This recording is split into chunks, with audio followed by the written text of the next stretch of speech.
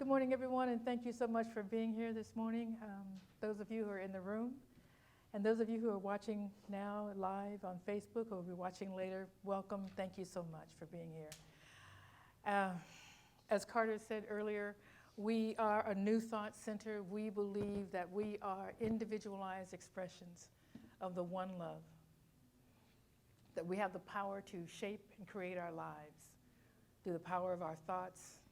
And one of the things that we love is coming here and being surrounded by people who understand that very same thing. And that we simply come here to teach, to serve, to grow, to learn, and to share what we know, to help everyone that we come across, ourselves included, to have the best life possible as they define it, So that's what we're here to do. Last week I talked about the right rewards. And I was simply talking about how we, just as human beings, to keep moving forward, we reward ourselves. If we're trying to eat better, we'll eat great for a week and then we reward ourselves with a donut. Whatever that reward may be. Doing a good job at work, maybe I'll go out and reward myself with a little gift to maybe take myself to dinner, whatever it is. And so we have rewards, and we talked about the right rewards. What is the reward for coming here, for doing all of this learning? Because what we know is that this is a lifelong process, that we're never finished. Someone at the retreat that I was at last week said that as long as I'm above ground, there's work to be done. There's work to be done. And so it's not for the faint at heart, because it is about an inner search, looking within, being as truthful as possible, asking for those around you who know you and can share the truth with you to share that truth. And sometimes it's not something you want to hear. That's all right. It's okay. We do with it what we will. So we hear what we hear, we do what we want to do. And those are the choices we get to make. Today I want to talk about do, have, and be. And the reason I want to talk about that, do what, be what, have what? What is this all about? And one of the things that was a little saying when I first came into New Thought was, you can't do a bee. You have to be a bee. Right? You can't, right, exactly. He's like, what? And I was saying that myself, what are you talking about? What does that mean? So I'm going to talk a little bit about what this doing and being is. And what I know is that being is always about who we are right now.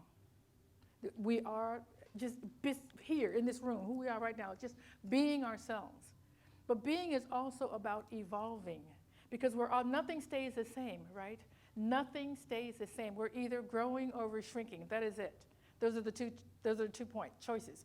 There's no way to stay exactly the same, because the earth moves. It moves. The day comes and goes. And we are going to age, our bodies are going to change, our minds, everything always changes. And so we evolve, and the point that we make, that I make, and what I believe New Thought is about being intentional about the changes that are going to happen, to recognize that the changes are going to happen, and what is it that we want to have happen. So we're always evolving. We can either evolve by default, and become whatever that default position is, or we can evolve on purpose and put our hands on the life that we want to live. And so one of the ways in which we do that is about right thinking. So last week we talked about right rewards. And this week I want to talk about right thinking. One of the things I want to talk about, and what does that even mean? Well, for me, when I'm talking about right thinking, what I'm just simply meaning is that we get to ask ourselves questions about what it is we're thinking. Because a lot of times we're just doing on automatic pilot. We're believing and thinking about things that someone else shared with us, our parents, teachers, spouses, all of that. Because everybody, I don't know if this is something that you're aware of, I don't know about the people in your life, but everybody in my life seems to have an opinion. Can you believe it? And not only that, they're willing to share it, asked or not, invited or not, just willing to share it all the time. So there's all these opinions that are coming at you. And sometimes we just absorb them. Oh, that sounds close enough to the truth. And we just kind of take it in.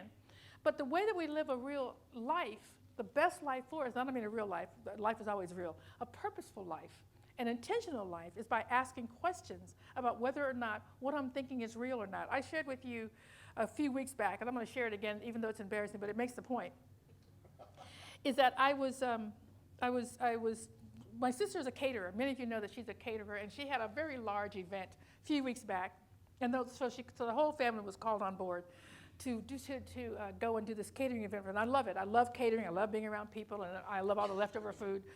So, because then I don't have to cook, so I love all that.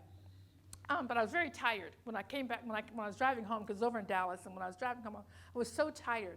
And I wanted some milk. I wanted to go to bed, I wanted to drink some milk, and I knew I didn't have any at the house. So I stopped at, our favorite store, Walmart, and just, hopped out. I knew exactly what I wanted, so I just went straight back to where I wanted it, grabbed it, came back to the front to check it out, and of course, left my purse in the car. Now, how was I supposed to pay for this without my purse? I didn't even think about it. I just jumped out, my happy self out the car, went and got the milk like I was supposed to walk out without paying.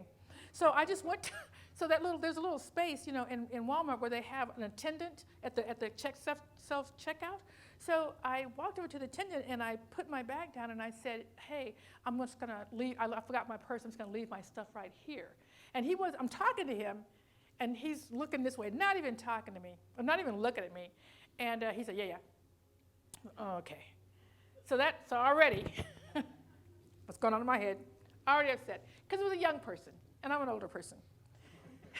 I don't know if you do recognize that, but I'm an older person. And so I had all this stuff in my head about young people don't even look at you, they're just talking to you, and I'm walking out to the car just all upset. Walked out to the car, got my purse, and walked back in, and I just thought, he didn't even see me. My stuff is not going to even be there. I'm going to have to go back shopping again. Maybe I should just talk to the manager about this person. Just all kinds of crap in my head, right? So I walk into the area where I had left my bag, and he was walking in front of me. He was facing that way and walking in front of me. I was walking behind him, and he said, "Stop following me." So he was just joking. He remembered me. He remembered exactly who I was. He was joking, and he said, "Your stuff is right here." Okay? So everything that I was thinking in my head was false, right? He did hear me. And someone else, I told this story to other people because I'm not above telling embarrassing stories on myself. And so I was telling somebody else, and what they said was, well, he's in that self-checkout. So he's watching everything. So while he wasn't looking at you, might have been you telling me that, because you tell me a lot of great stuff. She said he wasn't looking at you because he was watching the other people, making sure they were putting stuff in the bag. I thought, oh, so it wasn't all about me once again? Wow. So you see what I'm saying? I had to, even as I was telling myself all this stuff about him, I was also saying to myself, how do you even know that's true? That's probably not true. You know you're tired. You know how cranky you get. So we have all these double voices going on in our heads all the time. So my point is that even if they're your own thoughts, they're not necessarily thoughts that someone else shared with you, you might want to question where you're getting that idea, what you're thinking about. How is that true? And so as we're going through our lives, we in order to know that you are living in the life you want to live, that is your choice, we want to examine some of the thoughts, not every thought. There are thoughts that come and go. We don't have to examine every single thought. But I think when you're starting to head down a road, you're starting to say, this is how I want my life to be, and you're taking on certain beliefs about that, you might want to consider where that idea came from. One of the ideas that I had, and I've shared with you guys many, many times in my life, was that I wasn't a good singer. Like I couldn't sing. I've been singing since I was a little kid and could have a spoon in my hand and just pretend that was a microphone and was singing along with Gladys and Aretha and all those people with my little my little record player my parents had given me. And I never believed I could sing. No one ever said I couldn't sing. No one ever said that. Do you know where I got it from? I got it because I was going to a fundamental church, and I don't know that it's necessarily part of a fundamental church. I think pretty much all churchgoers want to be nice. And so when they hear somebody sing, they tell them, oh, you did a great job, even though I know it sucked. Right? I heard them being off key. I heard them being flat. I heard all of that. I heard them screeching. But everybody is telling them how wonderful they were. So all the compliments I got, I just thought it was Christian stuff. You know, right? Just spiritual stuff, just telling everybody, because it even says, I think it says somewhere in the Bible, I'm not a Bible scholar, but it says somewhere about making a joyful noise. And that's what that was, noise. So I never believed that. And so finally, my husband, my first husband, second husband, I'm sorry, he didn't know I'd even been in a choir. We've been married for like 5 years, and he heard me singing for a friend's funeral, not his funeral, a funeral member of his family. He asked me to sing Amazing Grace. So I was singing Amazing Grace a cappella. My husband's back in the back. There was just standing room only. He was on the wall. And I'm singing, and I could see my husband in the back, and he's just making this crazy-looking face. And I'm just like, oh, my God, am I singing off key? What's happening? Right? And so it's all over, and I go back, and I said, what is the problem? And he said, what is wrong with you? We have been looking for something to do, some ways to make money. You've got this beautiful voice. You never share with me. It's like, oh. And he's somebody that will not lie to me. So I finally started believing. I never questioned it. I just assumed that was true. And so being in this arena with this group, knowing who God is, knowing that I have a relationship, knowing that the truth is in me, I'm not afraid to ask questions anymore. I'm not afraid to question what I believe, what I'm thinking. Things come to you for whatever reason. You see something, you make an assumption, like I did about that kid. You just make an assumption, and then you hold on to it like it's true. It's not always true. And sometimes it's okay. You have it there. It's okay. You don't have to be questioning every thought. But as I said earlier, when your life is going in a direction and you're wondering, why am I not getting what I want? Why do I not have enough money or abundance or the job that I'm looking for? You can start questioning then, well, what do I believe about this job?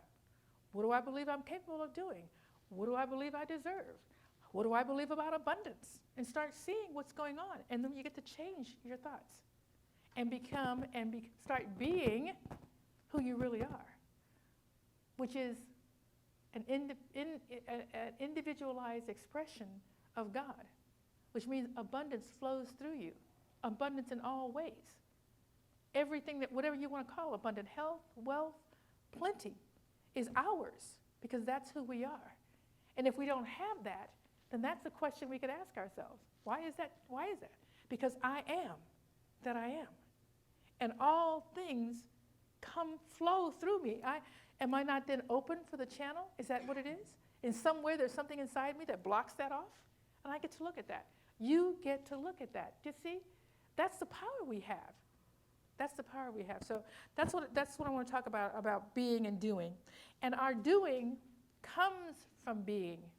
What we do is informed by who we are. Do you get that? What we do is informed by who we are. So if we talk about values and beliefs all the time. If we say that I am a courageous person, then what you end up doing is brave things. If you say that I am a person who loves everyone, I can see the God in everyone, and I love unconditionally, then what you do is love unconditionally, because that's who you say you are. So if you find yourself showing up, again, like I did with that kid, I believe in that everyone is an individualized expression. I believe when I look at people, I see the God. I see the truth. And I wasn't treating that kid like I saw that. I wasn't showing up as me. And that did not feel good. I didn't want that. I didn't want it. So you see, when you decide there's something that's showing up that you don't want to be, you get to change how you're showing up, what you really believe about what's possible there. So that's power. That's how much power we have in our lives. It's a beautiful thing. It's a beautiful thing. So I just like to tell stories so that you can kind of just get more of what I'm trying to say. I think it comes across better in stories.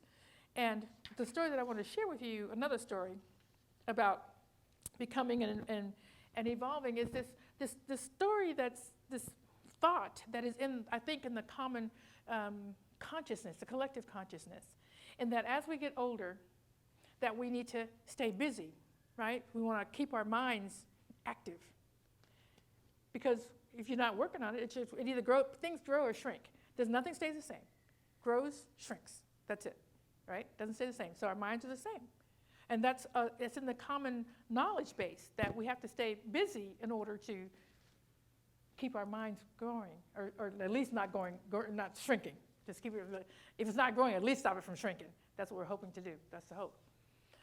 But here's the thing that I began to question, because was thinking about my mom, and I know several people in my life, my family, who had Alzheimer's, and it got worse and worse. And I'm thinking my mom in particular, she stayed busy, but busy doing what? So this is a question that you have to ask, right? Is it just staying busy, or is it staying busy doing certain things? And what are those things? I believe, and everybody, you have to just think about it for yourself. For me, it's about doing things that stretch my mind, that aren't things I'm familiar with, that may, the look on your face. What? that you're not, what? Say what now? That you're not familiar with, okay? So that you're making your brain stretch into areas, and that is uncomfortable. That is uncomfortable because why? We don't want to look stupid. We don't want to look stupid. That is the human condition. We don't want to act like we don't know anything, but let me tell you, you don't know everything. I don't know everything. I know it's a shock. It's a shock, but we don't. And so that's what I love about, you guys are new to our town, but there's Texas, but there is TCC, which is the, what is it, Tarrant Community College?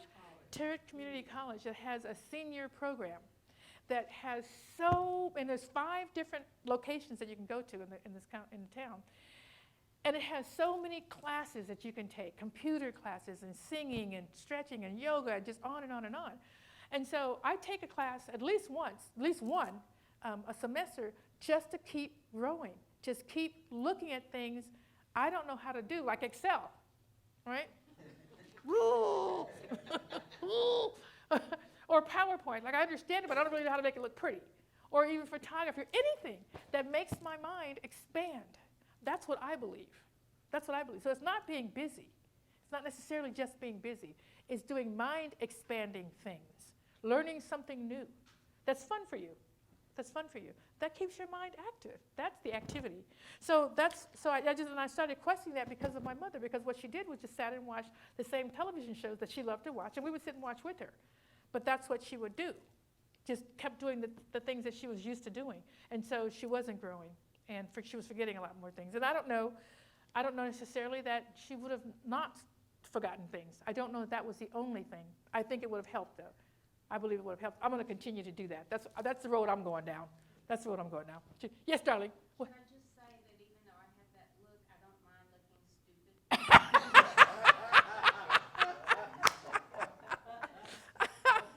stupid. Great, thank you. So that's it. That's all I want you to know, is that we have the power, so much power within us, to have a life of our choosing. And I know we're at this age, I'm at this, and I don't think it's this age, I think it's every age, where we think we've done some great things. We want to be with that for a while, and that's fine too. Be with that for a while. And I was at the Anton conference, and I was talking with one of the ministers who has a radio show, and he said that he had a banner up that said something about change your thinking, change your life. And people were walking by and reading that banner, and he heard a guy say, change my life. Why would I want to do that? Why would I want to do that? And change sounds scary. Like, change doesn't mean throw away what you're doing. What I believe change means is about expansion. It's about evolution. It's about constantly seeing what's more, because the universe is abundant. What you're doing now is fantastic. Do you know that there's more? There's always more. And we don't have to keep striving for more. I'm not saying just every time you do something, you go, oh, what's next, what's next, what's next? You don't always have to do that. I'm saying it's available if you want. If you want. Because that's what we have available to us. There's no time when we can sit and say, well, I can't learn that, or I can't, there's nothing else for me to do. There's always more if you want. And if you're happy with your life, great, because I'm happy with mine too. I am. I'm very happy with it. I'm also happy with learning what's next, because if you look at your life and think about where you were 20 years ago, 30 years ago, 40 years ago, and then you didn't want to change, you wouldn't have this life you have right now. You wouldn't have it. If at every age you decided not to learn something new, you wouldn't have the life you have right now. I'm amazed at what I have been able to do in my life even though I went kicking and screaming a lot of times, kicking and screaming, because I didn't know what it was going to look like. But I went anyway. That's the courage part that I think about. Went anyway, and I've never been unhappy with what I've done. Never been unhappy with the new thing that's come up, even though it was scary to do. Never been unhappy with it. So that's it. That's all. That's all I want you to do, to know. Be, do, have. These are the choices we get to make anytime we want to have a great life. So the 3 steps that I want to share with you, because I like to leave you with 3 steps that you can try this week, is just to be on purpose. Just be intentional about your life. That's all. Be intentional. Because it's going to go. The years are going to go by. And 10 years from now, you want to look back and go, wow, I didn't quite get where I wanted to go. Because we have to be purposeful about that. That's all. Just be purposeful. Be on purpose. Do from who you be. Okay? Do from who you be. Get that? All right. And finally, just have happiness and joy. That's what we're here to do, just have happiness and joy. And I'm joyful every time I come here and look at your faces and see this beautiful look of God everywhere I look. Look at these smiles. You guys are beautiful. Wish you could see what I see. Maybe I should take a picture from here. It's beautiful. I want to leave you with this final quote. Do not live by what others expect. Don't do that. Instead, take stock of what you expect. What do you expect? And make the changes that you want to see. That is it. Namaste.